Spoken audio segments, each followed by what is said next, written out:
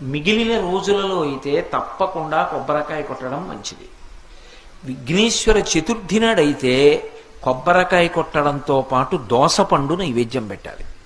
దోసపండు నైవేద్యం పెట్టకుండా విఘ్నేశ్వర చవితి వ్రతకల్పం చేయకూడదు.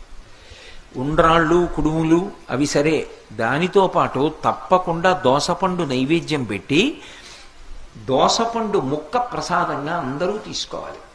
అది విఘ్నేశ్వర వ్రతకల్ప. సత్యం చెప్పాలంటే విఘ్నేశ్వరుని యొక్క చవితి నాడు చదవవలసినటువంటి కథ అంటూ ఏదైనా ఉంటే శమంతకోపాఖ్యానం ఒకటే. మీరు విఘ్నేశ్వరోత్పత్తి చదివారా చదవలేదా?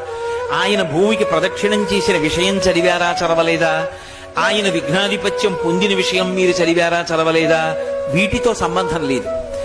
సంబంధం అంతా ఎక్కడ అంటే కేవలంగా శ్రీకృష్ణ పరమాత్మకి విఘ్నేశ్వరుడికి ఉన్న సంబంధంతో కూడుకున్న శమంతకోపాఖ్యానాన్ని ఒక్కదాన్నే చదవాలి.